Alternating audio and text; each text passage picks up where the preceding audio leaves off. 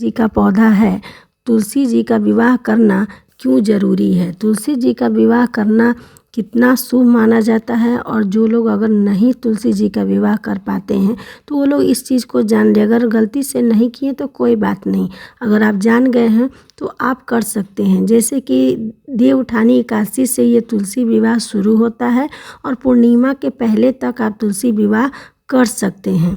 तो अगर एकादशी के दिन अगर आपका तुलसी विवाह छूट भी गया है तो आप पूर्णिमा से पहले तक चतुर्दशी तक तुलसी विवाह कर सकते हैं और तुलसी विवाह करना ज़रूरी होता है। एकादशी से शुरू होकर के चतुर्दशी तक किया जाता है। तुलसी विवाह शास्त्रों के अनुसार तुलसी माता को लक्ष्मी जी का स्वरूप माना गया है और भगवान विष्णु इनके पति हैं।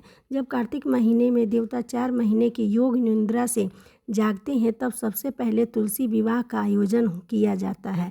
ऐसा करने से माना जाता है कि घर में सुख समृद्धि आती है।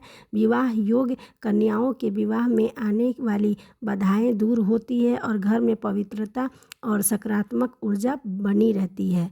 तुलसी विवाह करने से बहुत घर में खुशहाली आती है। तुलसी विवाह करने से भगवान विष्णु और माता लक्ष्मी की कृपा भी प्राप्त होती है। घर में धन वैभव और सौभाग्य बढ़ता है। दाम्पत्य जीवन में भी प्रेम और समर्पण का भावना आता है। तुलसी विवाह न करने से और आप तुलसी विवाह नहीं किए हैं तो याद से आप कर लीजिएगा। ऐसा नहीं करने से धन की हानि हो सकती है और पारिवारिक कलह भी बढ़ सकते हैं। इसलिए आप अपने घर में तुलसी माता का विवाह अवश्य करें, क्योंकि तुलसी माता कराना घर में बहुत शुभ माना जाता है। जो लोग तुलसी विवाह कर लेते हैं खुद से, जिनको जानकारी है उनके लिए तो कोई बात नहीं है। अगर जो लोग नहीं कर पाते हैं या पहली बार जिनको करना है तो देखिए इस वीडियो में सब कुछ दिखा रहे हैं।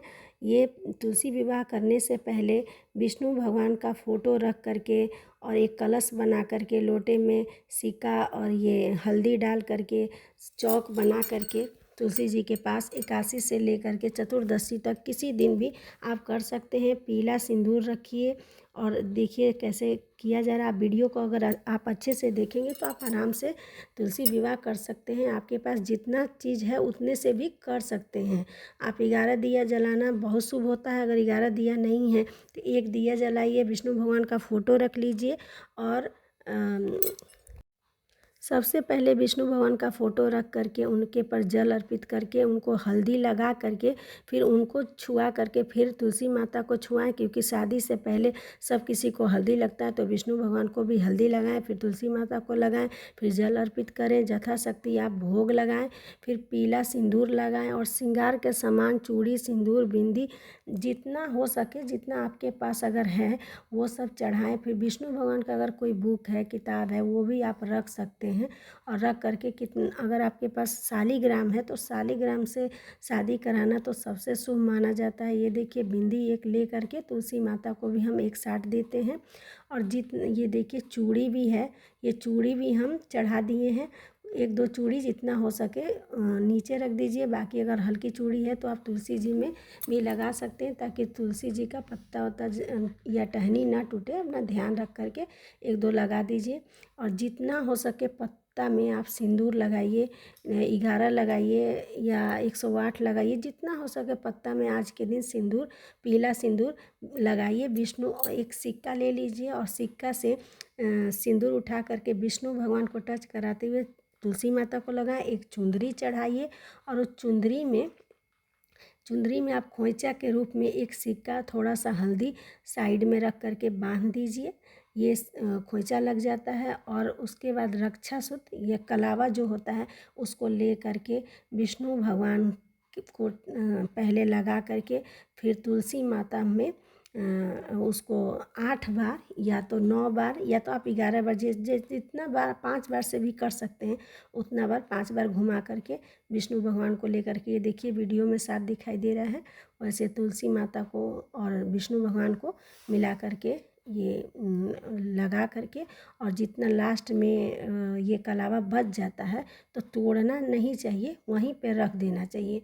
और विष्णु भगवान को अगर आपके पास वस्त्र है तो आप छोटा सा वस्त्र कुछ भी आप चढ़ा सकते हैं, नहीं है तो जनेऊ तो चढ़ा ही दीजिए, जनेऊ चढ़ा दीजिए और पीला टीका लगा दीजिए और फिर विष्णु भगवान को भी भोग लगा दीजिए और यथाशक्ति हो सके थोड़ा सा दक्षिणा चढ़ा दीजिए जितना हो सके और ऐसे करके आप विवाह संपन्न करा सकते हैं। देखिए सिक्का पर सिंदूर रख करके विष्णु भगवान को टच करा के फिर हम तुलसी माता को लगा रहे हैं। ऐसे ये विवाह ऐसे कराया जाता है। आप 3 बार ऐसे टच करा करके फिर तुलसी माता को लगा सकते हैं।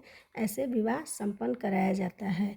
और ये देखिए लोटा में कलश बनाया हुआ है, उस पर एक दीपक जलाया गया है। ये देखिए कि ये खोंचा लगाने के लिए एक सिक्का है, चावल है और थोड़ा सा हल्दी ले करके हम लोग उस चुनरी पर साइड में बांध देते हैं, तो ऐसा करने से खोंच लग जाता है। तो अभी देखिए अभी हम पूजा कर रहे हैं तो बाद में इसको बांध देंगे।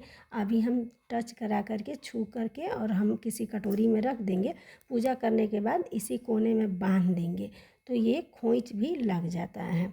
फिर तुलसी माता को का लगभग ये विवाह संपन्न हो जाता है। विवाह करने से पहले आटा से या आटा और अबीर या आप चावल से चौक नीचे बना दीजिए। देखिए सब चौक बनाया गया है, जितना हो सके आप कर सकते हैं। लास्ट में कपूर जला करके आप आरती गा लीजिए और फिर विष्णु भगवान से और तुलसी माता से आप अपने लिए आशीर्वाद मांग लीजिए। ऐसा करने से घर में बहुत बढ़ंती होती है और लक्ष्मी माता का वास होता है और घर में सब कुछ अच्छा होता है, पूरा साल अच्छा होता है। ऐसा नहीं है कि तुलसी माता है और आप विवाह नहीं कराएं और जल दे रहे हैं, तो ये सब ठीक नहीं है। अगर आप एकादशी के दिन कर लिए हैं तुलसी विवाह तो अच्छा, अगर नहीं भी किए तो कोई टेंशन की बात नहीं है, पूर्णमासी तक आप कर सकते हैं।